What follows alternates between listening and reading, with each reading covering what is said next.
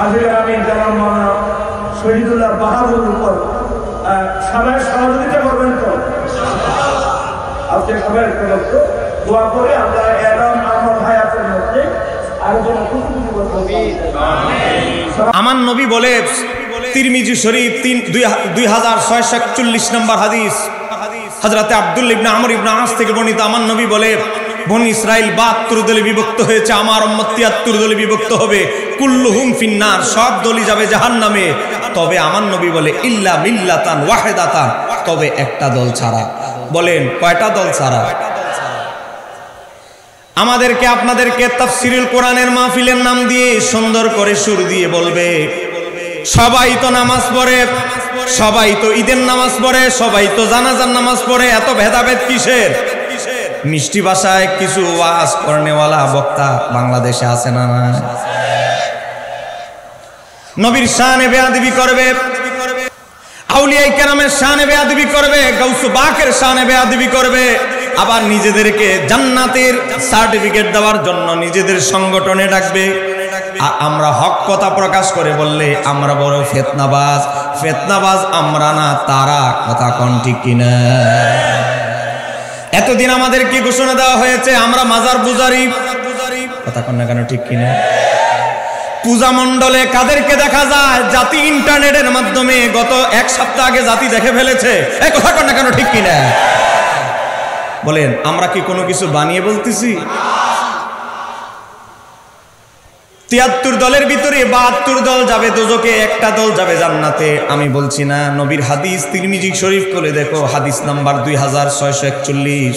তিরমিজি শরীফ শুধু সুন্নিদের জন্য লেখা হয় নাই, এটা আমার নবীর পবিত্র হাদিস গ্রন্থ, বিশ্ববাসীর জন্য আমার নবী হেদায়েত প্রদর্শক, হেদায়েতের আলোকবর্তিকা নিয়ে আমার নবী এসেছে।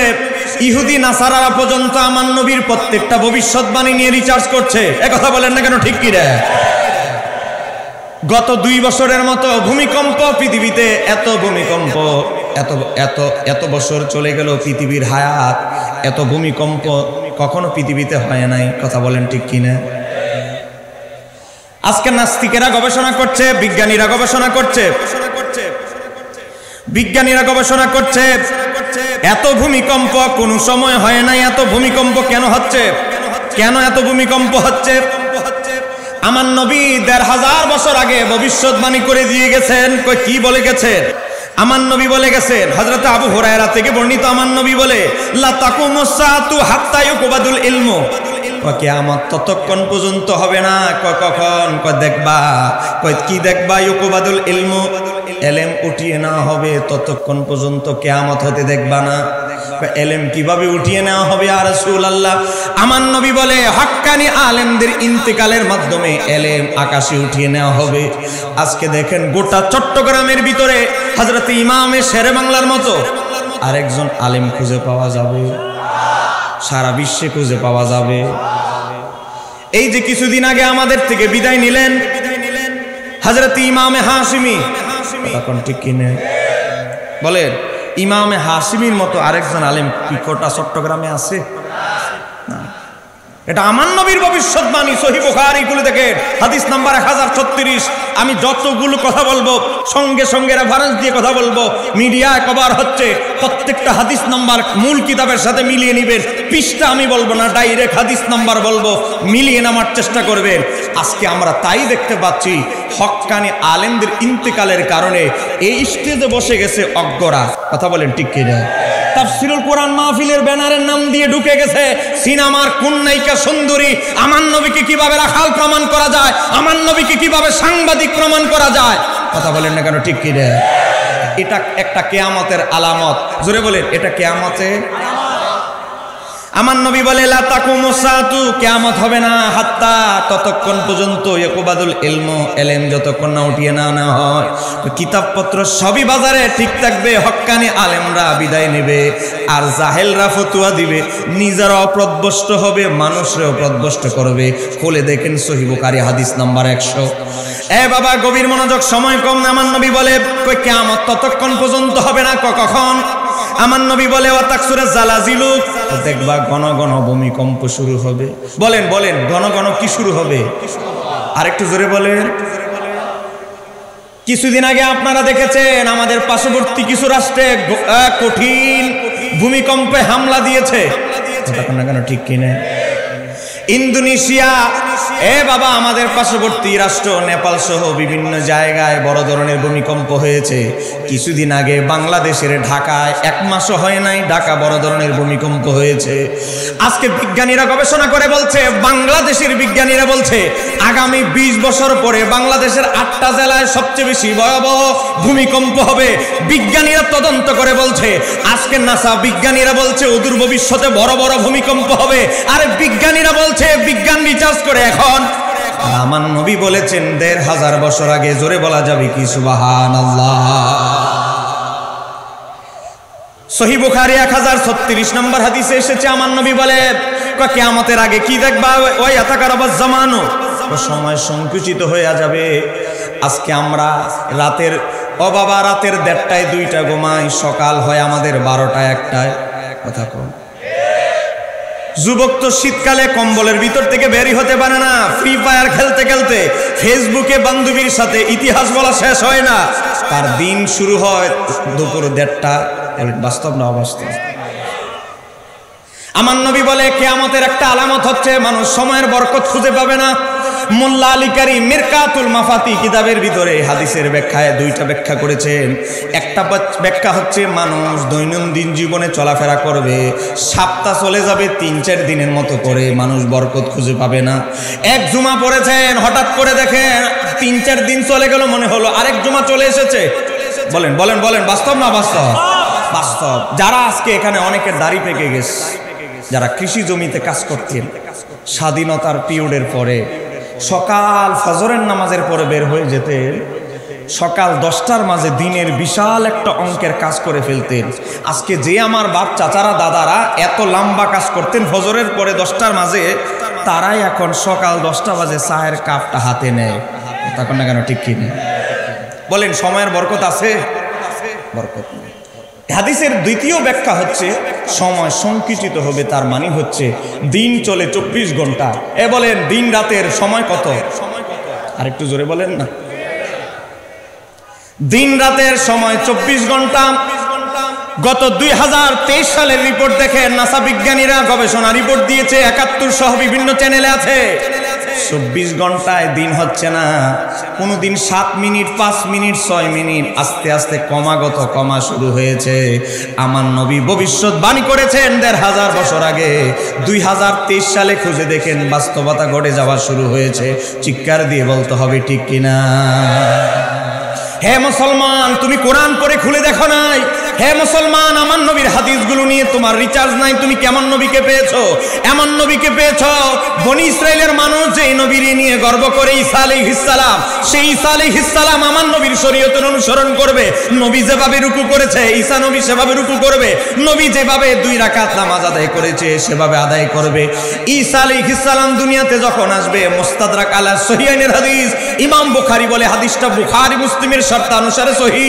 হযরত আবু হুরায়রা বর্ণনা করে, ঈসা নবী যখন চতুর্থ আকাশ থেকে জমিনে নামবেন, নামার পরে নামাজ আদায় করার পরে তিনি ইমাম মাহদিকে বলবেন, ও ইমাম মাহদি, আমার কর্মসূচি কাজে যোগদান করার আগে এক জায়গা থেকে বরকত হাসিল করতে হবে। কোথায় যাবেন? আমি ঈসা যে দুনিয়ায় আসলাম, আগে সবার আগে আল্লাহর হাবিবের রওজা মোবারকে হাজিরা দিয়ে আমি আমার কর্মসূচি শুরু করতে চাই। ইমাম হাকিম নিশাপুরী বর্ণনা করছেন, সহিহ বুখারী মুসলিমের শর্তানুসারে সহিহ। ঈসা আলাইহিস সালাম মদিনার কাছাকাছি যখন আসবেন, স্যান্ডেলগুলো খুলে ফেলবেন, খালি পায়ে আমার নবীর শহরে ঢুকবেন, খালি পায়ে আমার নবীর রওজা মোবারকে ঢুকে আমার নবীকে সালাম দিবেন। হাজার হাজার হাজিরা যারা উমরারত অবস্থায় যারা মদিনায় এসেছে, ঈসা আলাইহিস সালাম আমার নবীকে সালাম দিবে, আর আমার নবী তার রওজা মোবারক থেকে বজ্র কণ্ঠে আওয়াজ দিয়ে জবাব দিবে। বলেন আমার নবী কি মরা নবী না হায়াতুন নবী? আরেকটু জোরে বলেন আমার নবীর ব্যাপারে আমাদের ঈমান ক্লিয়ার? আমার নবী কি? জোরে বলেন আমার নবী কি? একটা আকীদা যদি এই মাহফিল থেকে শিখে যেতে পারে, এটাই আপনাদের আজকের মাহফিলের, আমার এই ফুটন্ত ফুলের আসর, আমার যুবক ভাইদের সার্থকতা। কথা বলেন ঠিক কি না? সময় কম, আমার ভূমিকা আলোচনা আমি শেষ করে ফেলতেছি। এবার আসেন আমার নবী সাল্লাল্লাহু আলাইহি সাল্লাম কি বললেন? কিয়ামতের আগে দেখবে সময় কমে যাবে। আজকে বিজ্ঞানীরা রিপোর্ট দেখে তারা বলতেছে, গবেষণা করে 24 ঘন্টায় দিন অতিবাহিত হচ্ছে না, আস্তে আস্তে কমার দিকে যাচ্ছে। নবী বলেছেন 1500 বছর আগে, বিজ্ঞানী বলে 2023 সালে। বলেন আমার নবীর চাইতে বড় জ্ঞানী পৃথিবীতে আর আছে? গভীরভাবে লক্ষ্য করেন। তারপর আমার নবী বলে, তারপরে দেখবাম ওয়া তাজহারাল ফিতান, চতুর্দিকে ফিতনা ফাসাদে ভরে যাবে। বলেন বাস্তব না বাস্তব? বলেন ফিতনা আছে না নাই? আছে। চতুর্দিকে এখন ফিতনা, টুপি থেকে শুরু করে একেবারে টাকনুর নিচ পর্যন্ত সব জায়গায় এখন ফিতনা। বলেন এই যে আমরা টুপি পরি, বলেন টুপি পরা কার সুন্নাত? আর একটু জোরে বলেন না বাবা। আমার এই অক্টোবরের আরো 13-14টা মাহফিল আছে। এই মাহফিলগুলো ক্যান্সেল করতে পারলে খুবই ভালো হতো, কিন্তু কেউ তো ক্যান্সেল করতে রাজি হচ্ছে না। কারণ আমার এই মাসের ভিতরে কোরআনুল কারীমের তাফসীর ইমাম জালালউদ্দিন সুয়ুতীর লেখা আদ-দুররুল মানসুর এটা বের করতে চলছি। 32 লাখ টাকা শুধু ছাপা খরচ। একটু জোরে কর না মারহাবা। আজকে ওয়াহাবিরা তাদের তাফসীর ঘরে ঘরে ঢুকিয়ে দিচ্ছে। আজকে আমাদের সুন্নিদের কোনো তাফসীর নাই। কথা কর না কেন, ঠিক কিনা? এজন্য কোরআনের একটা তাফসীর জাতিকে দিতে চলেছি। জোরে বলেন না মারহাবা। 32 লাখ টাকা, আমি জানি না, আমার কাছে এখন 12 লাখ টাকা জোগাড় করেছি। বাকি টাকা আরো কোথায় থেকে জোগাড় করব? আমি আল্লাহকে বলি, মাওলা তোমার কিতাবের কাজ, তোমার কালামের কাজে তুমি সহযোগিতা করো। একটু জোরে বলেন আমিন। গভীর মনোযোগ। চতুর্দিকে ফিতনা। আমার নবী বলে কিয়ামতের একটা বড় আলামত হচ্ছে কি জানো? ওয়া তাজহারাল ফিতানু, চতুর্দিকে ফিতনা ফাসাদে সয়লাব হয়ে যাবে। আজকে দেখেন এমন এমন বিষয়গুলোতে ফিতনা হচ্ছে যেগুলোতে আমরা কোনোদিন যেগুলোর বিষয়ে কল্পনাও করি নাই। এই যে একটা বই লেখা হয়েছে, বইয়ের নাম হচ্ছে রাসূল সাল্লাল্লাহু আলাইহি সাল্লামের সালাত, লেখক আব্দুর রাজ্জাক বিন ইউসুফ। নাম শুনছেন আপনারা? প্রশ্ন করলে প্রশ্ন, এতগুলো প্রশ্ন দিয়েছে, 2 মিনিটে উত্তর শেষ। শিরিক, বেদাত চলবে না, শিরিক, এরকম যদি উত্তর হয়, এক শব্দে উত্তর শেষ, তাহলে আমি সারা রাত লাগবে না, 5 মিনিটে 1,500 প্রশ্নের জবাব দেওয়া সম্ভব। কথা কর না কেন, ঠিক কি রে? কারণ বেদাত বলতে কোনো দলিল লাগে? কথা বলেন না কেন? বেদাত বলতে কোনো দলিল লাগে? দেখেন এই বেচারা এই বইটা লিখেছে, এটা হলো 2য় সংস্করণ। আপনাদের একজন ছোট ভাই হিসেবে আমি দায়িত্ব নিয়ে আপনাদেরকে বলছি, দেখে এটা 2য় সংস্করণ আর এটা হচ্ছে 1ম সংস্করণ। 1ম সংস্করণের ভিতরে সে তার বইয়ে, এই যে একই নাম একই বই, এটা আগের সংস্করণ, এটা পরের সংস্করণ। এই বইয়ের ভিতরে 140 নাম্বার পেজের ভিতরে লিখেছে, কি লিখেছে? আমরা নামাজের ভিতরে টুপি পরি, মাহফিল এসেছি টুপি পরি। বলেন না টুপি পরি কি পরি না? বলেন টুপি কি পীর সাহেবের সুন্নত না আমার নবীর সুন্নত? বলেন এতে কোনো সন্দেহ আছে? দেখেন 140 নাম্বার পেজের ভিতরে লিখতেছে, নিজেই নিজের প্রশ্ন করেছে, রাসূল সালাতের সময় টুপি পড়তে হবে কি? উত্তর দিচ্ছে, রাসূল সাল্লাল্লাহু আলাইহি সাল্লাম টুপি মাথায় দিয়ে সালাত আদায় করতেন, তার কোনো প্রমাণ নেই। আর একটু জোরে বলে, নবী পড়ে নাই। নবী করে নাই মানে শরীয়তে তাদের এদের ভাষা। ওই যে কিছুদিন আগে আব্দুল্লাহ বিন আব্দুর রাজ্জাক বলতেছে নবী কোনো কিছু করে নাই, অনুমোদন দেয় নাই, এটা বেদাত। সাহাবীরা করলেও লাভ হবে না, তাবিরা করলেও লাভ হবে না, আইম্মায়ে কেরাম করলেও কোনো লাভ হবে না, বুজুর্গরা করলেও কোনো লাভ হবে না। তার মানে আমার নবী জীবনে টুপি পরে নাই, তার মানে টুপি পরা বেদাত। আচ্ছা আপনারা বলেন টুপি পরা বেদাত, আপনারা কি এই ফতোয়ার সাথে একমত? আপনাদের মন বিবেক কি বলে? নবী জীবনে কোনোদিন টুপি পরে নাই। এই কথার জবাব যখন আমি দিলাম, এই বইটা আরো 4 বছর আগের ছাপা। আমি তাদের কিতাব, আহলে হাদিসদের কিতাব, তাদের ইমাম শাওকানি নাইলুল আওতার কিতাব থেকে আমি বের করে দেখিয়েছি, আমার নবী পাগড়ি ছাড়াও টুপি পরতেন, খালি টুপিও পরতেন, আবার পাগড়ি সহ টুপি পরতেন। তাদের কিতাব আবু দাউদের সরা আজিম আমাদির লেখা আউনুল মাহবুদ থেকে আমি যখন প্রমাণ দিলাম নবী খালি টুপিও নামাজে পড়েছে, নামাজের বাইরে পড়েছে, তখন এই বেচারা যখন ধরা খেয়ে গেল, জোরে বলেন কি খেয়ে গেল? ধরা যখন খেয়ে গেল, এই লাইনটাই ঘুরাই ফেলছে। একটু জোরে কন্যা মারহাবা। আমাদের কথাগুলো আমরা কি লিখি, বাজারে কি বই ছাড়ি, এই ব্যাপারে সব তাদের কাছে খবর আছে না নাই? আছে। অলরেডি কিছুদিন আগে একটা বাহাস এদের সাথে একজনের সাথে করেছি, সামনে আরো এদের বড় হুজুরদেরকে ধরবো। কথা কন্যা কেন, ঠিক কিনা? কারণ আমরা যদি চুপ থাকি সব সময় সাধারণ মানুষ মনে করে আমাদের সুন্নিদের মনে হয় কোনো বুঝি নাই। কথা কন না কেন, ঠিক কি রে? আমাদের দলিল আছে না না এটা জাতিকে জানানোর অনেক সময় দরকার হয়। কথা বলে না কেন, ঠিক কি রে? আমি বাহাসে গিয়েছি আমাদের আহলে সুন্নাত ওয়াল জামাতের আমাদের মুরব্বী আল্লামা কাজী মঈনুদ্দিন আশরাফি হুজুর, আমার বাজান গেল আল্লামা নুরি হুজুর, সবার কাছে আমি অনুমতি নিয়েছি। সবাই বলেছে তোমার দোয়া আছে, তোমার প্রতি আমাদের দোয়া আছে। সামনে ইনশাআল্লাহ আরেকটা বাহাসের কথা চলতেছে, একটু জোরে কর না মারহাবা। এবার আসেন, এই 170 পৃষ্ঠার ভিতরে আগের ছাপা 140, এবারের ছাপা 170 পৃষ্ঠায় ঘুরায়া পেঁচায়া লিখতেছে কি জানেন? চতুরতার সাথে আশ্রয় নিয়ে বলতেছে, রাসূল সাল্লাল্লাহু আলাইহি সাল্লাম টুপি মাথায় দিয়ে সালাত আদায়ের কোনো প্রমাণ না থাকলেও তিনি পাগড়ি পরতেন। ওই লাইনটাই ঘুরে ফেলেছে।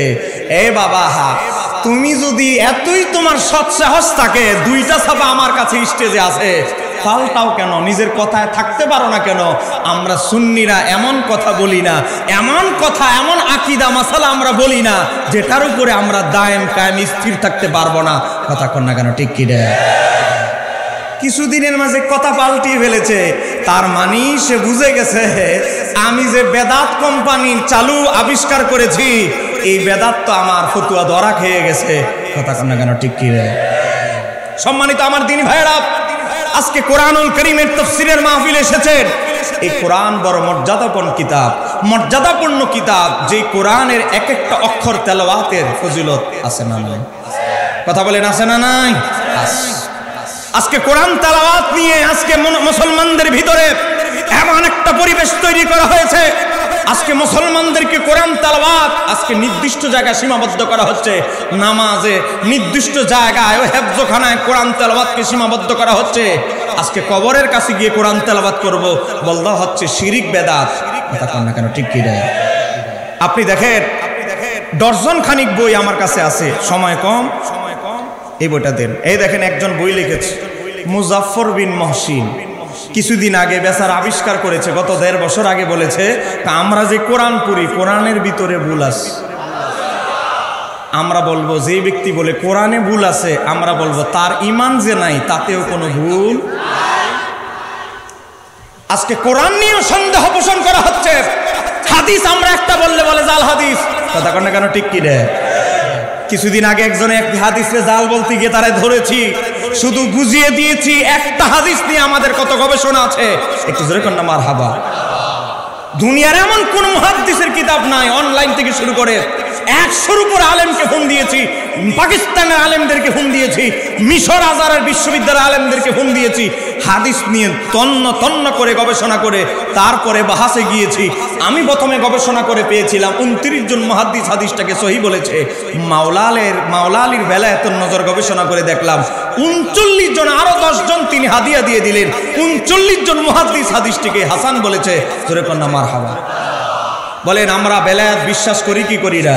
সমস্ত বেলায়াত যেখান থেকে শুরু হয়েছে তিনি হচ্ছেন হযরতে আলী ইবনে আবি তালেব। কথা কেন কেন, ঠিক কি না? সময় কম, গভীরভাবে লক্ষ্য করেন। তো আপনাদেরকে এতটুকু বুঝাইতে চাইলাম আমার ভূমিকা থেকে, চতুর্দিকে ফিতনা। বলেন চতুর্দিকে কি? টুফি থেকে শুরু করে নামাজ, তারাবি, বিতির। এ বাবা, নবীর নাম শুনে মহব্বত করে চুমু খাবেন, ফিতনা আছে না নাই? কথা বলেন না কেন, আছে না নাই? চতুর্দিকে ফিতনা। আপনি তাকবীর তাহরিমা নয়, নামাজের মুসল্লায় দাঁড়িয়ে আপনি দোয়া করবেন, বেদাত। নিয়ত করবেন, বেদাত। কান পর্যন্ত হাত উঠাবেন, জয়ীফ হাদিস। নাভির নিচে হাত বাঁধবেন, জয়ীফ হাদিস, চলবে না। আমি ইমামের পিছনে সূরা পড়বেন না, ইমামের কেরাতে আপনার কেরাত, চলবে না, জয়ীফ হাদিস। আমিন আসতে বলবেন, চলবে না, জয়ীফ হাদিস। একেবারে সালাম ফিরানোর পরে মুনাজাতে হাত উঠানো পর্যন্ত বেদাত আর জয়ীফ হাদিসের পেশ আছে না নাই? বলেন 5 ওয়াক্ত নামাজ, 5 ওয়াক্ত নামাজ কি? বলেন 5 ওয়াক্ত নামাজ কি? 5 ওয়াক্ত নামাজ নিয়ে যারা ষড়যন্ত্র করছে, এই দেখেন মুজাফফর বিন মহসিন কি লিখতেছে তার বইয়ে জাল হাদিসের কবলে রাসূলুল্লাহর সালাত 28 নাম্বার পেজে লিখতেছে, বর্তমান সমাজে, মানে আমরা যে নামাজ পড়ি, বর্তমান সমাজে যে সালাত প্রচলিত আছে তা জাল ও জয়ীফ হাদিস ভিত্তিক বানোয়াট সালাত। বানোয়াট বুঝে বাতিল, তার মানে আপনি যে নাভির নিচে হাত বাঁধলেন, এই বেচারার মতো বারবার আঙ্গুল নাচাইলেন না, এই বেচারার মতো পা দুইটা ছড়াইভাবে নামাজ পড়লেন না, আপনার নামাজ নামাজই না, আপনার নামাজ বাতিল, বানোয়াট। 5 ওয়াক্ত ফরজ ইবাদতকে যারা বলে বানোয়াট, তাদের সাথে ফরজ নিয়ে তাদের সাথে দ্বন্দ্ব, তাদের সাথে সমঝোতা করার কি কোনো সুযোগ আছে? আরেকটু জোরে বলেন, সুযোগ আছে? মুসলমান, তুমি মারা যাবে, তোমার মা বাবার সামনে সূরা ইয়াসিন পড়তে দিবে না, বলবে বেদাত। তোমার মা বাবা মারা গিয়েছে, তার জানাজার পরে দোয়া করতে দিবে না, বলবে বেদাত। মুসলমান, আমি আপনার তোমার বাবা মারা গেলে আমরা কাফনের কাপড় দিতে হয়, বলেন দিতে হয় কি হয়? বলেন পুরুষের জন্য কয় কাপড়? আপনারা কি আমার আঙ্গুল দেখতে পাচ্ছেন? বলেন পুরুষের, মহিলাদের। এটাকে নতুন ওয়াজ না পুরান ওয়াজ? আজকে আহলে হাদিসেরা নতুন নতুন ওয়াজ বের করে এরা নামাজ চুরি করতে করতে করতে এখন মহিলাদের কাফনের কাপড়ও চুরি করা শুরু করে দিয়েছে। এ দেখেন, আব্দুর রাজ্জাক বিন ইউসুফ তার বইয়ের ভিতরে লিখতেছে, আমি যদি ভুল তথ্য দিয়ে যাই, এখানে আলেম ওলামারা আছে, তারা ধরবে, হেডিং দিয়েছে পুরুষ নারী সবাইকেই 3 কাপড়ে দাফন দিতে হবে। একটু জোরে কর নাউজুবিল্লাহ। তো মহিলাদের কাপড় হলো কয়টা? সে বলে মহিলাদেরও 3 কাপড় হবে। তাহলে এই কথিত আহলে হাদিসারা মাইয়েতের কাফনের কাপড়ের দিকেও নজর দিল, চুরি করলো কয় কাপড়? এদেরকে দেখলেই আগে আগে কাফনের কাপড় হাদিয়া দিবে। তাও ভাই মাইয়েতের কাফনের কাপড় নিয়ে কোনো ফতুয়া দিস না, কথা কোনা কেন ঠিক কি রে? সংক্ষিপ্ত আমার আধা ঘন্টা আলোচনা থেকে আপনাদেরকে এতটুকুই বুঝাইতে চাচ্ছি, চতুর্দিকে কোরআনের তাফসিরের নামে ফিতনা ছড়ানোর চেষ্টা করছে, সহিহ হাদিসের নামে ফিতনা বানানো, ফিতনা প্রোডাকশন দেওয়ার চেষ্টা চলছে, কথা কয় ঠিক কি না? আজকে যাদের গলার আওয়াজ বড়, কিসের? ঈদে মিলাদুন নবী, রবিউল আউয়াল মাস চলে গেছে, এদের শিক্ষার চেঁচামেচি এখনো বন্ধ নাই, কথা বলেন না কেন ঠিক কি না? দেখেন, সম্প্রতি মোবাইলে দেখবেন, ইন্টারনেটে এক বেচারা ইউটিউবে ভিউ বানানোর জন্য, ফেসবুকে বেশি ভিউ বানানোর জন্য বিভিন্ন সুন্নি আলেম ওলামাদেরকে ফোন দিয়ে এটা আবার রেকর্ড করে এটা আবার সারে, কথা কন না কেন? বলেন এমন আছে না নাই? আমি একজনকে বলতেছি, সে আমারও কেন ফোন দেয় না? আমারে ফোন দিলেই বলবো কালকেই ডিবেটে বসে যাব, এটা যখন আমি বলবো তারপরেই তো তার শব্দে ওর শেষ, কথা কন না কেন ঠিক কি রে? সে বাহাস করতে চায়, এমন লোকদেরকেও আমাদের ছোট ভাইদেরকে ফোন দেয়। তা আমি বলবো, ওই কয়েকদিন আগে আলাউদ্দিন জিহাদি সাহেবকেও ফোন দিল, তো জিহাদি সাহেবের সাথে দেখা হলে আমি বলতাম, সে এত ফেসাইতেছে, আপনি বললেই হয় আগামীকাল তোমার সাথে বসে যাব, তাহলেই তো তার শব্দ ওর শেষ, কথা কন না কেন ঠিক কি রে? জানি না এটা কেন উনি বলে নাই। আমার বাবার ভাইয়েরা, আমরা একটা জিনিস বিশ্বাস করি, আমাদের দল হক, আমাদের আহলে সুন্নাত ওয়াল জামাতের প্রত্যেকটা মাসালার পক্ষে দলিল আছে না নাই? আজকে কাফনের কাফন নিয়ে পর্যন্ত ষড়যন্ত্র চলছে, আমরা কোন যুগে কোথায় আছি? কোরআন নিয়ে পর্যন্ত সন্দেহ পোষণ করা হচ্ছে। যেই নবী হাসরের ময়দানে শাফাত করবে, আবু দাউদ 3592 নম্বর হাদিস, আমার নবী বলে, শাফাতি লিআহলিল কাবাইর মিন উম্মতি, উম্মত আমি নবী তোমাদের কবিরা গুনার জন্য শাফাত করব। যেখানে নবী আমাদেরকে গ্যারান্টি দিচ্ছে কবিরা গুনার জন্য শাফাত করবে, সেই জায়গায় কথিত শায়েখ আব্দুর রাজ্জাক বিন ইউসুফ বলতেছে, হাসরের ময়দান আমার নবী মিজানের পাল্লায় ফেল করে তাকিয়ে থাকবে, নেকির পাল্লা বাড়ি হয় না বদির পাল্লা, গুনার পাল্লা বাড়ি হয়? বলেন আমার নবীর জীবনে, সারা জীবনে কোনো গুনাহ আছে? বলেন আমার নবীর হিস্টোরিতে কোনো গুনাহ অপরাধ আছে? আমার নবী এমন একজন নবী যার ব্যাপার ইমাম সুয়ুতি আল খাসায়েসুল কুবরা কিতাবে লেখে, এখানে আছে, আমার নবী যখন হালিমাতুস সাদিয়ার কোলে, তখন আমার নবী চিন্তা করলেন তার একটা দুধ ভাই আছে আব্দুল্লাহ, আমার নবী যদি 2 স্তনের দুধ পান করে ফেলে তার দুধ ভাই ক্ষুধার্ত থাকবে। এজন্য হযরতে হালিমাতুস সাদিয়া বলে, আমি মুখ দিয়ে চাপা দিতাম, কিন্তু শিশু নবী শিশু অবস্থায় তিনি এমনভাবে আদালত বজায় রেখেছেন, তিনি 1 স্তনের দুধ পান করতেন, আরেক স্তনের দুধ তার দুধ ভাইয়ের জন্য রেখে দিতেন। আমি বলছি নবীর মায়ের কোলের অবস্থা, যখন তিনি হালিমাতুস সাদিয়ার কোলে, তখনও আমার নবী ছিলেন এমন পুত পবিত্র ব্যক্তি। আর তাকে যারা বলে যে কথিত আহলে হাদিসেরা আমার নবী মিজানের পাল্লায় ফেল করে তাকিয়ে থাকবে, বলেন এদের কি ইমানের অবস্থা ভালো? বলেন তাদেরকে ডাক্তার, কলবের ডাক্তার অবশ্যই দেখাইতে হবে। তাদেরকে বলবো, আসো আল্লামা আবুল কাসিম নুরি সাহেবের কাছে, আসো আল্লামা কাজী মঈনুদ্দিন আশরাফি মাদ্দাজুল্লের কাছে। এই কথা বলেন না কেন ঠিক কিনা? সম্মানিত আমার দিনী ভাইয়েরা, সূরা আলী ইমরান আয়াত নাম্বার 106, এই কোরআনুল কারীম সূরা আলী ইমরান আয়াত নাম্বার 106, সেখানে আমার আল্লাহ বলছে ইয়াউমা তাবিয়াদ্দু উজুহুন, হাসরের ময়দানে উম্মতে মুহাম্মাদের এক দলের চেহারা হবে শুভ্র, যাদের চেহারা থেকে নূর চমকাতে থাকবে। আরেক দলের কি হবে বলেন? দল তো আরেকটা আছে না নাই? একটা জান্নাতি আরেকটা, বলেন না, একটা জান্নাতি আরেকটা। এবার আমার আল্লাহ বলে ওয়াতাসুয়াদ্দু উজুহুন, আরেক কোম্পানি থাকবে হাসরের ময়দানে উম্মতে মুহাম্মাদের ভিতরেই, তাদের চেহারা হবে কুৎসিত। তাহলে কয়টা পাইলাম বলেন? আকৃতি পাইলাম কয়টা? আমি কোরআন থেকে বলছি, সূরা আলী ইমরান আয়াত নাম্বার 106। এবার আসেন এই আয়াতের তাফসীরের ভিতরে আমরা ঢুকি। সাদা একটা বই আছে আমার নতুন, কিতাবের নাম হচ্ছে তাফসীর ইবনে কাসির, খণ্ড নাম্বার 2, পৃষ্ঠা নাম্বার 79, মাকতাবা দারুল কুতুব ইলমিয়া বৈরুত লেবাননের ছাপা।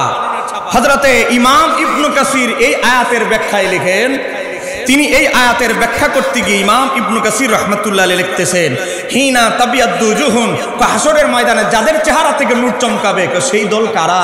আহলে হাদিস ভাইয়েরা যার তাফসীর পড়ে, আমাদের কওমি ভাইয়েরা যার তাফসীর বেশি বেশি পড়ে, আজকে আমাদের জামাত ইসলামের ভাইয়েরা যার তাফসীর বিবাহে, খতনায়, ওলিমায় উপহার দেন বাংলা অনুবাদ, যা তাদের জামাত ইসলামের একজন আলেম মুজিবুর রহমান এই কিতাবের অনুবাদ করেছে। সেই কিতাবে এসেছে যাদের চেহারা থেকে হাসরের ময়দানে নূর চমকাবে, সেই দলের নাম হলো আহলে সুন্নাত ওয়াল জামাত। আরেকটু জোরে বলেন। তাদের কিতাব থেকে বলছি। একটু আগে আমাকে আল্লামা আবুল কাসেম নুরি হুজুর বললেন সামনে থেকে দলিল দিবা, এখন থেকে শুধু তাদের কিতাব থেকে। একটু জোরে কর না মারহাবা। হুজুর আমাকে বলে গিয়েছেন, এখানে সবাই আছে, দেখেন তাফসীর ইবনে কাসির আমাদের জামাত ইসলামের ভাইদের প্রিয় তাফসীর, কওমি ভাইদের প্রিয় তাফসীর, এ বাবা আহলে হাদিস ভাইদের প্রিয় তাফসীর। সেখানে বলতেছে হাসরে জান্নাতি হবে এক দল, যেই দলের চেহারা থেকে নূর চমকাবে, আর সেই দলের নাম আহলে সুন্নাত। এবার আসেন ইমাম ইবনে কাসির কি বলতেছে তারপরে, ওয়াতাসুয়াদ্দু উজুহুন, কাদের চেহারাটা কুৎসিত হবে? ইমাম ইবনে কাসির লেখে তারা হচ্ছে আহলিল বিদআতি ওয়াল ফিরকাতি, যত 72 ফিরকা আছে তাদের চেহারাটা আমার আল্লাহ কুৎসিত বানিয়ে দিবে। তারপর ইমাম ইবনে কাসির কি বলে, ক্বালাহু, এটা আমার ব্যাখ্যা না, ক্বালাহু ইবনে আব্বাস রাদিয়াল্লাহু তাআলা আনহুমা, নবীর সাহাবীদের যুগ থেকে তিনি সবচেয়ে বড় মুফাসসির ছিলেন, এই আয়াতের তাফসীর তিনি করে গিয়েছেন। জোরে কন্না মারহাবা। বলেন নবীর সাহাবীরা কি মন গড়া তাফসীর করতে? তাফসীরের মাহফিলে এসে সিনেমার কোন নায়িকা সুন্দর এরকম তাফসীর করতে? তাহলে সাহাবীরা তাফসীর করতেছে জান্নাতি হবে, বলেন কয় দল? আরেকটু জোরে বলেন না। তাহলে সেই আহলে সুন্নাত ওয়াল জামাতের তাফসীর মাহফিলে আসতে পেরে আপনারা খুশি না বেজার? আরেকটু জোরে বলেন খুশি না বেজার? সম্মানিত আমার দিনী ভাইয়েরা, কোরআনুল কারীমে একটা সূরা আছে, সেই সূরাটার নাম হচ্ছে সূরা বাকারা। জোরে বলেন সূরার নাম কি?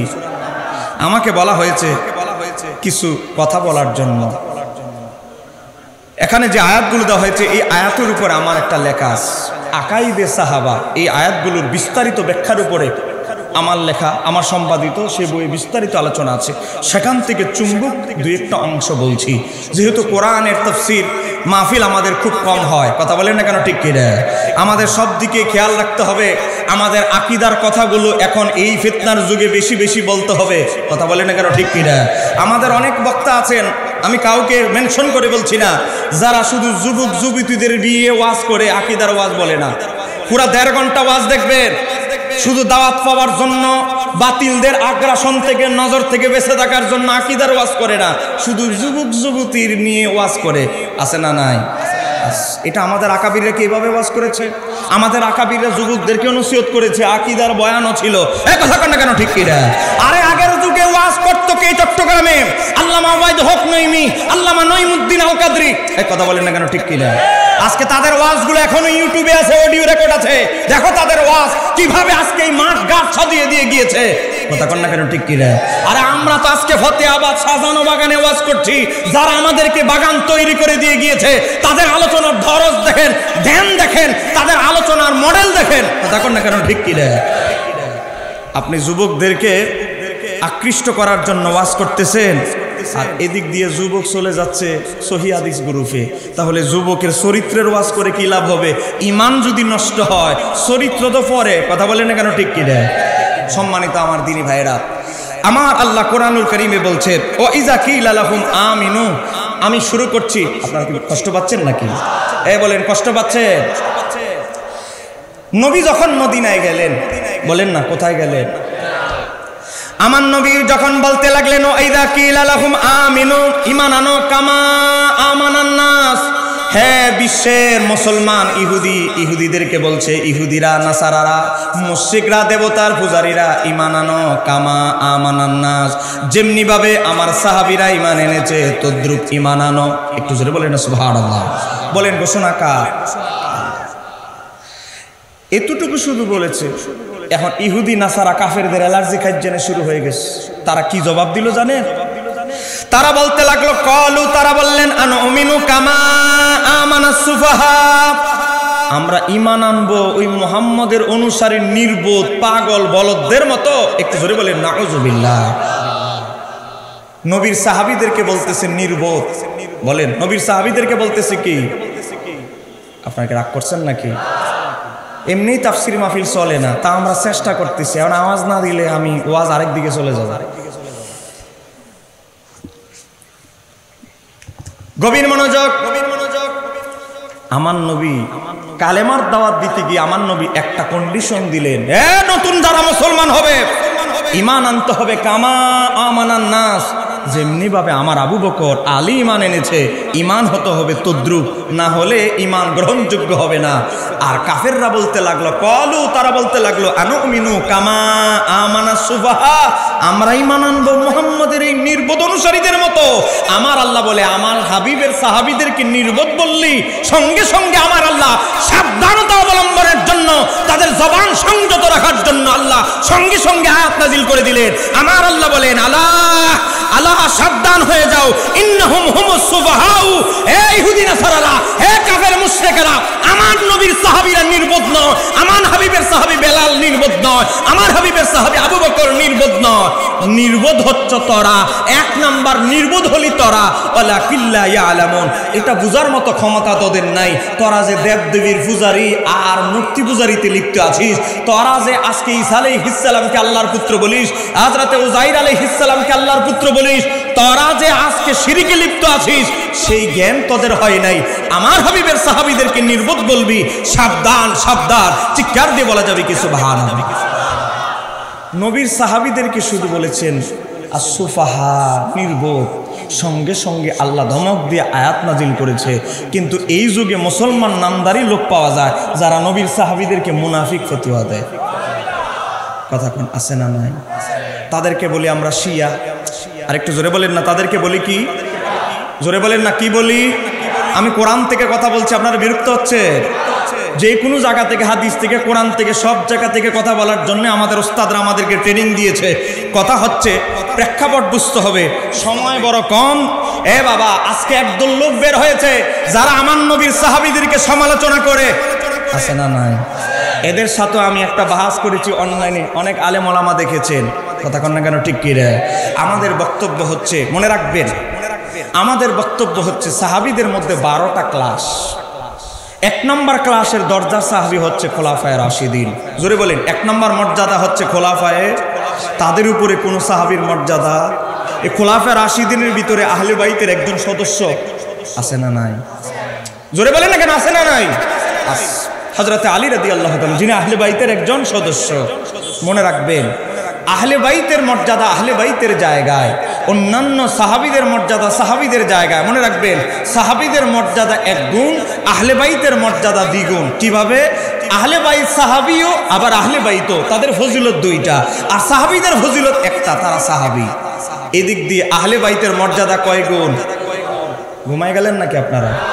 পিছনের বাবার ভাইয়েরা, এত মানুষ, এতগুলো চেয়ার, অন্যান্য আমরা মাহফিল করি অলিতে গলিতে, পিছনে যে চেয়ারে মানুষ, এতটুকু মানুষ। হিন্দা, হযরত আবু সুফিয়ানের স্ত্রী আমিরা মুআবিয়া রাদিয়াল্লাহু তাআলার মা। সমাজে আমরা ওনার ইতিহাস অর্ধেক বলি, অর্ধেক বলি না। আজকে দেখেন, সিরিয়ার বিজয়ের সময় তিনি তার স্বামী হযরত আবু সুফিয়ানের সাথে, হযরত আমিরা মুআবিয়ার সাথে, ওনার শাহজাদা ইয়াজিদ ইবনে আবি সুফিয়ানের সাথে চলে গিয়েছেন। তখন খ্রিস্টান বাহিনী যখন আক্রমণ শুরু করে, অনেক মুসলমান ভয়ে পালায়ন শুরু করে, এই হযরতে হিন্দা এই পাথরের টুকরা নিয়ে মুসলমান সৈন্যদেরকে ঢিল মারতে থাকে।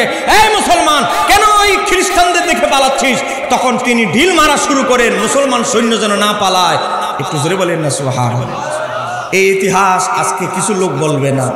হযরতে আবু সুফিয়ান কিতাবের নাম আল মাওয়াহিবুল দুনিয়া, কিতাবের নাম সিরাত ইবনে হিশাম, কিতাবের নাম সিরাত ইবনে ইসহাক, কিতাবের নাম আল মাওয়াহিবুল দুনিয়া।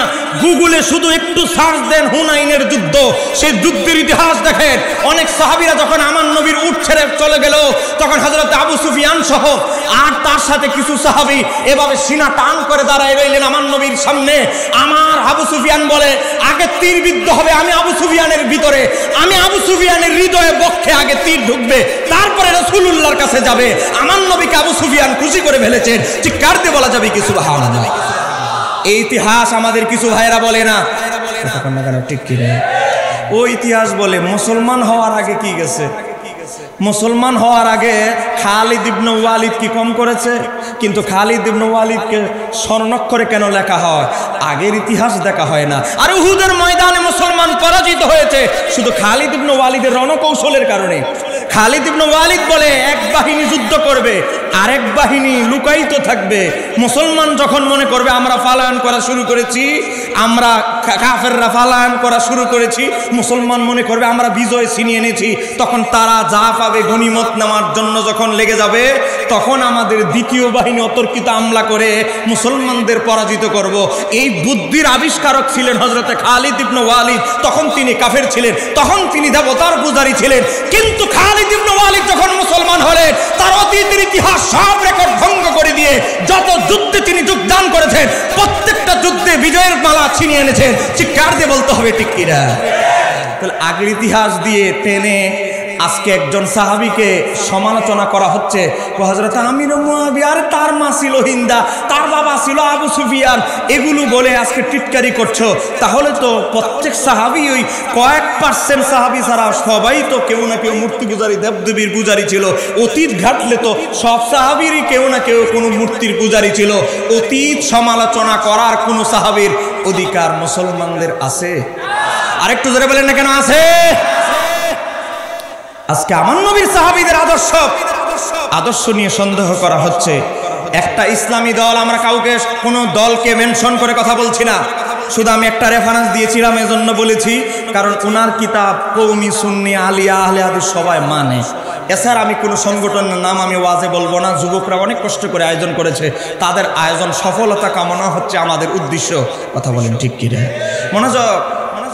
একদল লোক বের হয়েছে যারা সাহাবীদেরকে সত্যের মাপকাঠি, মানদণ্ড মানতে চায় না। আছে না নাই? অথচ আমার নবী কি বলেছেন? আস-সাহাবী কান-নুজুম, আমার সাহাবীরা হচ্ছে আকাশের তারকা তুল্য। তারকার কি কাজ? যারা জাহাজ চালায় নাবিকরা, তারা তারকা দেখে রাস্তা, সমুদ্রে রাস্তা নির্ণয় করে। অতএব জান্নাতের নৌকায় আরোহণ করতে হলে জান্নাতের সমুদ্রে, তুমি যখন সমুদ্র পাড়ি দিয়ে জান্নাতে যাবে, নৌকায় জাহাজে উঠতে হবে। আর জাহাজ যারা পরিচালনা করে, সঠিক রাস্তা যারা দিক নির্দেশনা দেয়, তারা হলো নাবিক। নাবিকরা বলে আমরা রাস্তা নির্ণয় করি সমুদ্রে তারকা দেখে। এজন্য আমার নবী বলে আমার সাহাবীরা হচ্ছে আকাশের তারকা তুল্য। এখন আপনি জান্নাতে যাবেন, সমুদ্র পাড়ি দিয়ে জাহাজ লাগবে। আমার নবী বলে জাহাজটা কি জানো? আমার নবী বলে আমার আহলে বাইত হচ্ছে সফিনায়ে নূহ আলাইহিস সালামের কিস্তি। একটু জোরে বলুন সুবহানাল্লাহ। আমার আহলে বাইতকে ভালোবাসবা, জান্নাতের নৌকায় উঠবা। আর আমার সাহাবীদেরকে ভালোবাসবা, জান্নাতে যাওয়ার সঠিক রাস্তা খুঁজে পাবে। এজন্য আমাদের সাহাবীদের মহব্বতও দরকার, আহলে বাইতের মহব্বতেরও দরকার। আহলে বাইত এবং সাহাবীদের সমন্বয়ের মহব্বতকারী দলের নামই হলো আহলে সুন্নাত। আর একটু জোরে বলেন আহলে সুন্নাত। একদল লোক যারা আহলে বাইতের দুশমন, আহলে বাইতকে তারা ঘৃণা বিদ্বেষ করে, মুখে বলে না আমরা ওনাদেরকে সম্মান করি, কিন্তু মুহররম মাস আসলে এজিদের প্রশংসায় পাগল হয়ে যায়। কথা বলেন এখানে আছে না নাই? আছে। এখনো পর্যন্ত আমি গত বছরও চ্যালেঞ্জ দিয়েছি, এবারও বলি, এখনো আপনাদেরকে বলছি, আমি মুখে চ্যালেঞ্জ দিয়ে স্টেজ থেকে পকেটে হাতিয়া নিয়ে চলে যাব, ওই বক্তা আমি নই। এখনো চ্যালেঞ্জ দিচ্ছি, আমরা প্রমাণ করতে পারবো, আমাদের কাছে এত এভিডেন্স আছে। ইমাম হুসাইনের হত্যার, শহীদ করার নির্দেশদাতা, ইমাম হুসাইনের শাহাদাতে জড়িত হলো ইয়াজিদ। বলেন ইমাম হুসাইনের শাহাদাতে জড়িত হলো আরেকটু জোরে বলতে হবে।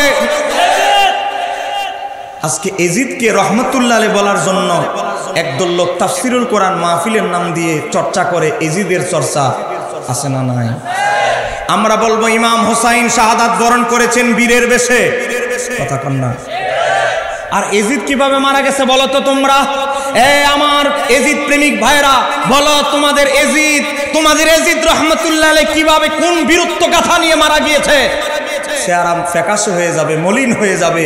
কারণ এজিদ এমন ভাবে মারা গেছে, বুক ফুলিয়ে বলার মতো দুঃসাহস তাদের, সৎ সাহস তাদের। আমি কি বলবো এজিদ কিভাবে মারা গেছে? রাগ করতেছে? ইমাম হুসাইন কিভাবে মারা গিয়েছে এটা কি নতুন করে ওয়াজ করতে হবে? কিন্তু এজিদ কিভাবে মারা গেছে দেখেন, সময় বড় কম। আমার হাতে একটা ইতিহাসের কিতাব আছে, একদম এখানে নাই, এই যে এটা একদম শেষেরটা,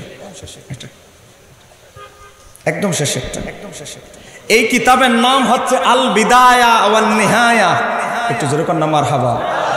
এরা আবার বলবে হুজুর বাংলাটা নিয়ে আসছেন। আমি বাংলা হুজুর না, আরবিটাও আস। একটু যেরকম নাম মারহাবা। রাগ করতেছে? এটা অনুবাদ আমরা করি নাই, সুন্নিরা করি নাই, করেছে ইসলামিক ফাউন্ডেশন। খণ্ড নাম্বার হচ্ছে 8। বলেন খণ্ড নাম্বার কত? 8। এই 8 নাম্বার খণ্ডে 429 পৃষ্ঠার ভিতরে, বলেন পৃষ্ঠা নাম্বারটা কত? একটা কিতাবের নাম্বারটা রেফারেন্স অন্তত আজকের তাফসিরুল কোরআন মাহফিল থেকে নিয়ে যান। যারা এখনো বাইরে ঘোরাফেরা করছেন, যা এখন দেখেন কেন আমরা হুসাইনি, কেন আমরা এজিদি নয়, আজকে দেখে যান। একটা পয়েন্ট আজকে তাফসিরুল কোরআনের মাহফিল থেকে নিয়ে যান। 429 পৃষ্ঠার ভিতরে ইমাম ইবনে কাসির উল্লেখ করতেছে এজিদের 18টা কুকর্মের তালিকা। একটু জোরে কোন নাম্বার হাবা। তাদের হুজুর যারা আজকে এজিদকে রহমতুল্লাহ আলাইহি বলে, তাদের হুজুর এজিদের 18টা কুকর্মের তালিকা পেশ করতেছে, অথচ নিজেদের হুজুরের ইতিহাসের কিতাবে নিজেরা ভালো করে পড়ে না। এবার আসেন, 18টা এজিদের কুকর্মের একটা হলো পশু পাখি দিয়ে পশু পাখিদেরকে লড়াই করাতো, বানর দিয়ে বানরের বিরুদ্ধে। একটা মোরগ আছে না বড়, অনেক বড় উঁচু মোরগ, মোরগ দিয়ে মোরগের বিরুদ্ধে যুদ্ধ লাগাতো। একটা মোরগ যখন আরেকটা না মারতে পারতো, এজিদ হি হি করে হাসতো না। এটা হলো এজিদের 18টা কুকর্মের একটা। আর আরেকটা কুকর্ম হলো বোতল না হলে এজিদের চলতো না। বলেন বোতলের নাম কি? বলেন না বোতলের নাম কি?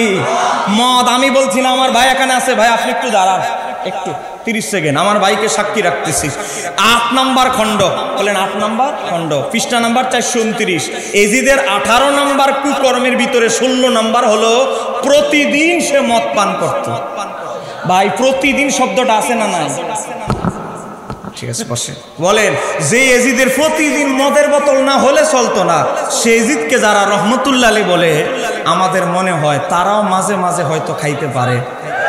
কারণ একজন মদখোরের দালাল কি কোনো ভদ্রলোক করতে পারে? মদখোরের দালাল সমাজে গিয়ে দেখবেন আরেক ফেন্সি ডিল করে, আরেক ফেন্সি ডিল করে দালালি হয়।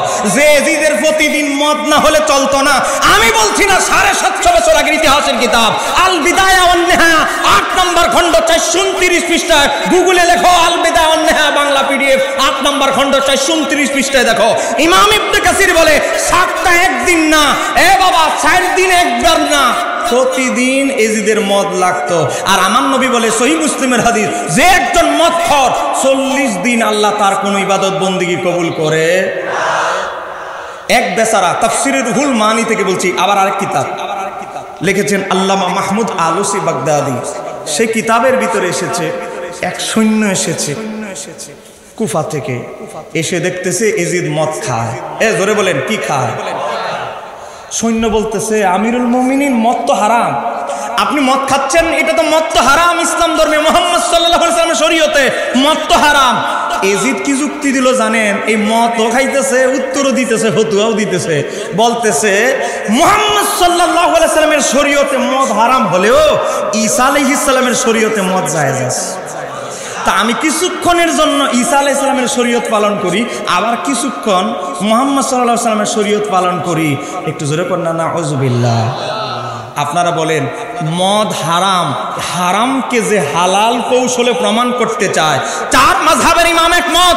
আসবাউন নাযায়ের মাযহাব থেকে শুরু করে হযরত ইমাম গাজ্জালীর মানখুল কিতাব উসুলে ফিকহের কিতাব শাফি মাযহাবের, সেখানে দেখেন আল্লামা ইবনে রজব হাম্বলি ফাতুল বারি দুইটা কিতাব, একটা ইবনে হাজার আসকালানির, একটা ইমাম ইবনে রজব হাম্বলির, সেই কিতাবে লিখতেছে। হানাফি মাযহাবের কিতাব আসবাউন নাযাইরে লিখতেছে চার মাযহাব একমত, কেউ যদি মদকে হালাল মনে করে তার ঈমান থাকবে।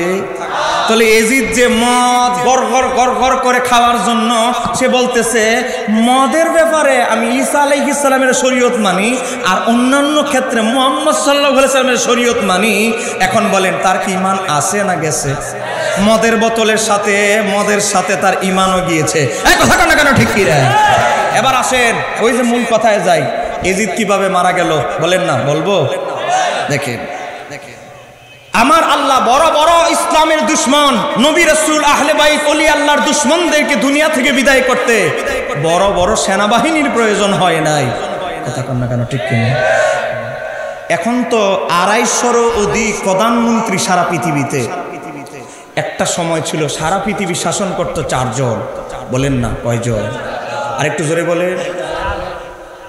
2 জন কাফের মুশরিক, 2 জন ইমানদার একজন সুলাইমান আলাইহিস সালাম জুলকারনাইন, একটু জোরে পড়ুন না সুবহানাল্লাহ। এবার আসেন আরেকজন বড় কুখ্যাত কাফেরের একজন হচ্ছে নমরুদ। এই নমরুদ আপনারা সব জানেন ইব্রাহিম আলাইহিস সালামের সাথে কি ঘটেছে। এই নমরুদকে আমার আল্লাহ ধ্বংস করতে সেনাবাহিনীর প্রয়োজন হয় নাই, একটা মশা দিয়ে দুনিয়া থেকে বিতাড়িত করে দিয়েছে। বলেন সেই আল্লাহর ক্ষমতা এখনো আছে না নাই? আরেকটু জোরে বলেন আছে না নাই? আজকে যারা মাজার পূজারি বলে আজকে চিৎকার করত, আল্লাহ তাদেরকে মন্দির পূজারি বানিয়ে ছেড়ে দিয়েছে। কথা কন না কেন ঠিক কিনা? আল্লাহর বিচার একটু সময় লাগে। কথা কন না কেন ঠিক কিনা? তারা যখন মাজার পূজারি বলবো তখন আমরাও আরেকটা বুলেটিন ছেড়ে দিব আর মোবাইলে ভিডিও দেখিয়ে দিব, মন্দিরে তো গেছে আবার গীতা পাঠ করা শুরু করে দিবে। কথা কন না কেন ঠিক কিনা? এটা যদি কোনো সুন্নি আলেম করতেন বলেন আমাদের অবস্থা এখন কি হতো? কথা কন না কেন ঠিক কিনা? এবার আসেন আল্লাহ সুবহানাহু তাআলা একটা বানরকে হুকুম দিলেন 63 হিজরিতে, যখন এজিদ বিশাল বড় সৈন্যবাহিনী পাঠিয়েছে মক্কা নগরীর মানুষদেরকে ধ্বংস করে দিতে, কারণ মক্কার মানুষ এজিদের খিলাফত মানে নাই। এমন অবস্থায় আমার আল্লাহ একটা বানরকে হুকুম দিলেন, আমার খানায় কাবা ভাঙতে যে এজিদ সৈন্যবাহিনী পাঠিয়েছে আমি সেই এজিদকে দুনিয়া থেকে বিতাড়িত করে দিব, দুনিয়া থেকে লাত্তি মেরে জাহান্নামে পাঠিয়ে দিব। আব্রাহা বাদশার মতো লোক পৃথিবীতে এসেছিল, আব্রাহা বাদশার মতো লোক খানায় কাবা ভাঙতে এসেছিল। আমার আল্লাহর বড় সেনাবাহিনীর প্রয়োজন হয় নাই, ছোট ছোট পাখি দিয়ে দুনিয়া থেকে বিদায় করে দিয়েছে আব্রাহা বাদশার বাহিনীকে। বলেন ঠিক কিনা? এখানেও আমাদের ওয়াহাবিরা অর্ধেকটা ওয়াজ করে, তাফসীর করতে গিয়ে সূরা ফিলের অর্ধেক ওয়াজ করে না। এজিদের কথা বলতে গিয়ে কথাটা বলছি। দেখেন ইমাম জালালউদ্দিন সুয়ুতী, এটা একটু নামা ফেলেন, পড়ে যাবে যে কোনো মুহূর্তে। না চার ঠান্ডা শেষের কিতাবটা এই যে কিতাবটার নাম আল খাসায়েসুল কুবরা, লিখেছেন 9ম শতাব্দীর মুজাদ্দিদ ইমাম জালালউদ্দিন সুয়ুতী, যিনি জাগ্রত অবস্থায় আমার নবীকে 75 বার দেখেছে। যার কিতাব আজকে হাটাজারি মাদ্রাসায় না পড়লে দাওরায়ে হাদিস শেষ করা যায় না। আজকে যার কিতাব জামাত বলেন, আলিয়া বলেন, যেই লাইনেরই বলেন, যার কিতাব সিরে জালালাইন না পড়লে কওমি লাইনে হোক আলিয়া লাইনে হোক মৌলবী মুফতি মুহাদ্দিস লেখার কোনো সুযোগ।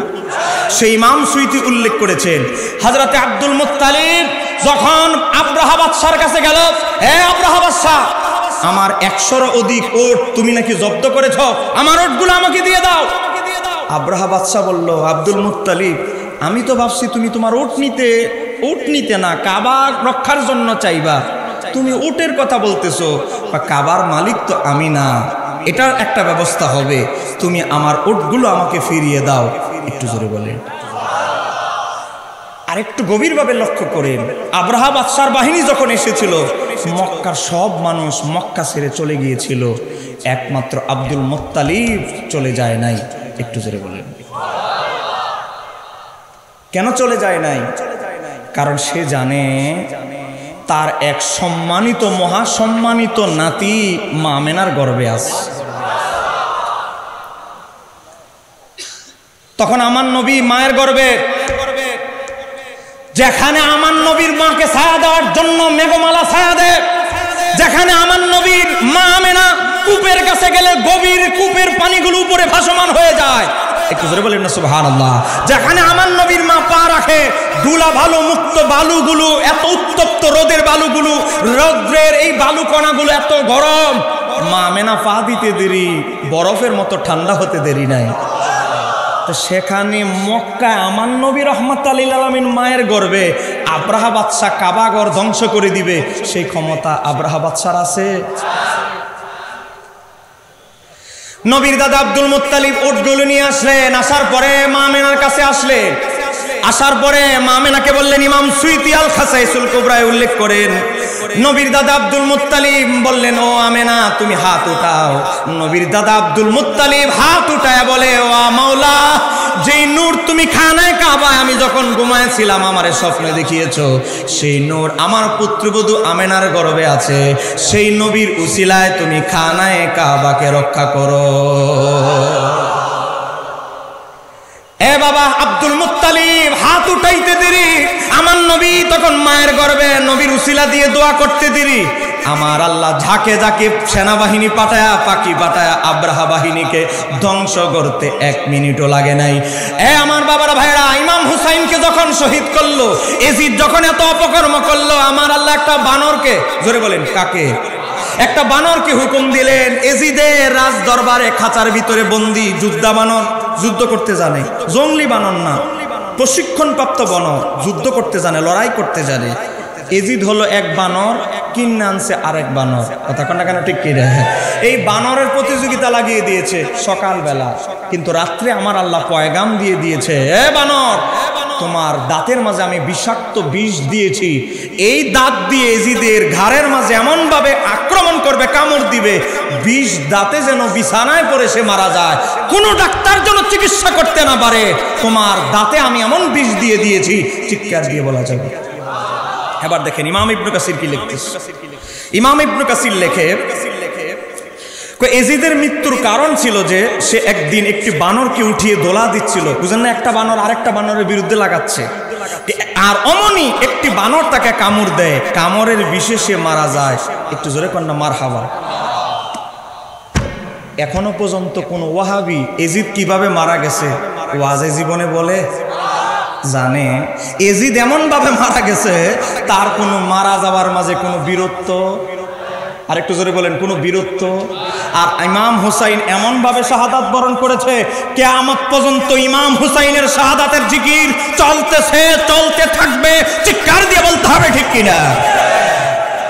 মনে রাখবেন, আজকে যারা আমার নবীকে সাংবাদিক বানানোর অপচেষ্টায় লিপ্ত, তারাই দেখবেন মুহররম মাস আসলে ইমাম হুসাইনের বিরুদ্ধে কথা বলে। আজকে একটা ওয়াজ শুনলাম এক মুফাসসিরের, আমার ভাই মুফতি গিয়াসউদ্দিন আত-তাহিরির বিরুদ্ধে ওয়াজ করতেছে। কয় কি, আমি মোবাইলে একটু ওয়াজ শুনতে গেলাম মুফতি গিয়াসউদ্দিন আত-তাহিরি ভাইয়ের। আচ্ছা, তারপরে ওয়াজ করতেছে কুল হু আল্লাহু আহাদ, হে হাবিব আপনি বলুন আল্লাহ এক। কে বলতে বলেছেন জানেন? হাসান হুসাইনের নাতা। কাকে বলতে বলেছেন জানেন? মাওলা আলীর শ্বশুর। কাকে বলতে বলেছেন জানেন? ফাতেমা মা, ফাতেমার বাবা। মানে এটা বলেই তাফসিরে চলে গেছে কারবালার ওয়াজে। এই হলো তাদের তাফসির। এক বক্তার ওয়াজ শুনে আমি হাসলাম। এ আমার বাবারা ভাইয়েরা, তাদের চেয়ে আমার তাহিরি ভাই কোরআনের আয়াত এবং তাফসির কম করে না বেশি করে? কথা বলেন, কম করে না বেশি করে? আজকে কোরআনের একটা আয়াত টান দিয়ে চলে যায় জিহাদে, কথা না কেন ঠিক কিনা? নিয়ে যায় জিহাদে, জিহাদের অপব্যাখ্যা চলছে। ইনশাআল্লাহ আমি ইসলামের নামে জঙ্গিবাদ এবং জিহাদের প্রকৃত অবস্থান, এর উপর একটা বই আমার কাজ চলতেছে। মানুষ জিহাদ সম্পর্কে মানুষকে মিসগাইড করা হচ্ছে। আজকে রাজনীতির নাম দিয়ে লেলিয়ে দিচ্ছে, মারা গেলে নাম দিয়ে দিয়েছে শহীদ, কথা কন না কেন ঠিক কি রে? কিছুদিন আগে এক হিন্দু ভদ্রলোক ছেড়ে মারা গেছে, তার নামেও দিয়ে দিছে শহীদ। কত সহজ হয়ে গেছে শহীদ। তো ইসলামের নামে যে, জিহাদের নামে যে অপব্যবহার চলছে, কোরআন হাদিসের আলোকে সত্য জানানো আমাদের দায়িত্ব, কথা কন না কেন ঠিক কি রে? সময় কম, আমার যুবক ভাইয়েরা আমাকে একটা পয়েন্ট দিয়েছে, তারা অক্লান্ত পরিশ্রম করে এই প্রোগ্রামটা করে। বলেন যুবকদের দায়িত্ব সমাজে, যুবকদের গুরুত্ব সমাজে কম না বেশি? আমার সময় আর 30 মিনিট, সময় কম, মনোযোগ। বলেন এই যুবকদের দায়িত্ব কম না বেশি? আপনি বয়স্ক হয়ে গেছেন, আপনি চাঁদা চাইলে সহজে দিবে না, আপনি কঠোর পরিশ্রম করতে পারবেন না। একটা সহজে একটা ইন্তজাম করা একটা যুবকের জন্য যত সহজ, আপনার জন্য অনেক বড় কঠিন। কথা বলেন না কেন, ঠিক কিনা?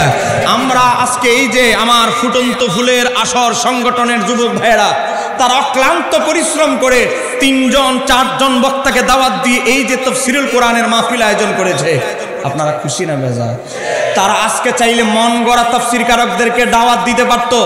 কথা বলেন ঠিক কিনা? এদেরকে দাওয়াত দিলে এত পয়সা লাগে না, শুধু সংগঠনের ভিতরে ঢুকলেই হলো, মাগনা ফ্রিতে মাহফিল করে দিয়ে যাবে, আরো কোম্পানি থেকে কিছু হাদিয়া তোফা আরো আপনাকে পাঠিয়ে দিবে। কিন্তু আমার সুন্নি ভাইরা যে তাফসীরুল কোরআনের মাহফিল করেছে, তারা মানুষের পাড়ায় পাড়ায় বাড়িতে গিয়ে গিয়ে সব জায়গায় গিয়ে গিয়ে এই 10 টাকা 20 টাকা করে সংগ্রহ করে এই তাফসীরুল কোরআনের মাহফিল করেছে। কথা বলেন ঠিক কিনা? এখানে মন গড়া নবীর শানে, আহলে বাইতের শানে এজিদের প্রশংসা এখানে হবে না।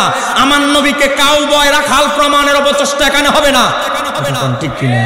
আমার নবীকে টেনে হেসড়ে কৌশলে সাংবাদিক বলার জন্য এই মঞ্চে কায়েম করা হয় নাই।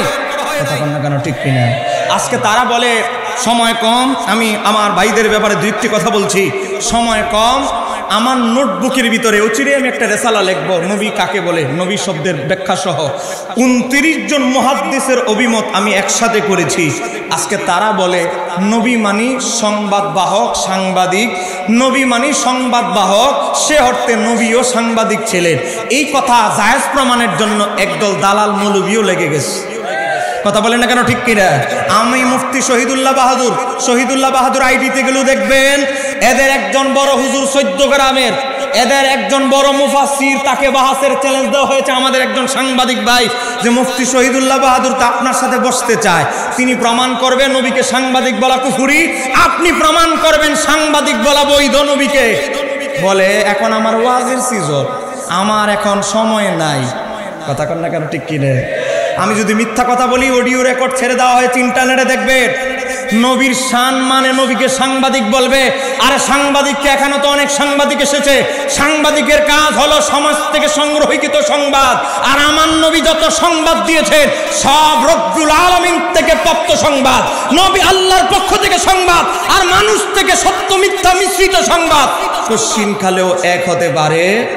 আরেকটু জোরে বলেন, এক হতে পারে। আজকে তারা নবী শব্দের অর্থ অর্ধেকটা বলে আর অর্ধেকটা গায়েব। কিভাবে গায়েব? তো তারা বলে নবী মানি, মনোযোগ, আমি নবীর পক্ষে কথা বলছি, আপনারা কি রাগ করতেছে? যাওয়ার পরে বলবেন না হুজুর আপনি কি ফিরের কি সংগঠনের ওয়াজ শুরু করেছেন। আমি সংগঠনের কথা বলছি না, আমি নবীর পক্ষে কথা বলছি। প্রযুক্তি যুগ অনুসারে, ফিতনা অনুসারে আমাদের জবাব দেওয়া আমাদের ইমানি দায়িত্ব।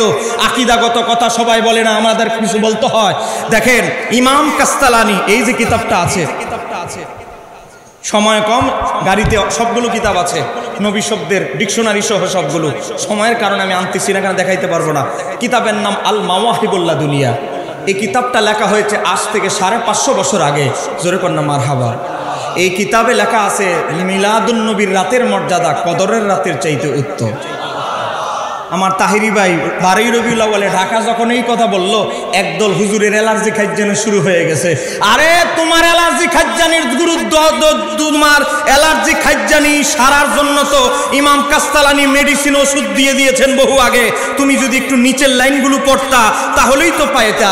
ইমাম কাস্তালানি উল্লেখ করেছেন বিআন্না লাইলাতা মাউলুদিহি আফদালু মিন লাইলাতিল কদরি, লাইলাতুল কদরের মর্যাদা ঈদ মিলাদুন নবীর মর্যাদা, মিলাদুন নবীর রাতের মর্যাদা কদরের রাতের চাইতে আফদাল। তো কি কারণে? মিন উজুহি সালাসাতি, 3টা কারণে। একটু জোরে কর না মারহাবা। 1 নাম্বার কয় লাইলাতুল কদর এত দামি কেন? এই রাতে কোরআন নাজিল হয়েছে। ইমাম কাস্তালানি বলে নবীর যদি আগমন না হইতো, কোরআন নাজিল হইতো কার উপরে? আগে নবী তারপরে কোরআন। 2 নাম্বার লাইলাতুল কদর শ্রেষ্ঠ কেন? ইমাম কাস্তালানি বলে শ্রেষ্ঠ কেন?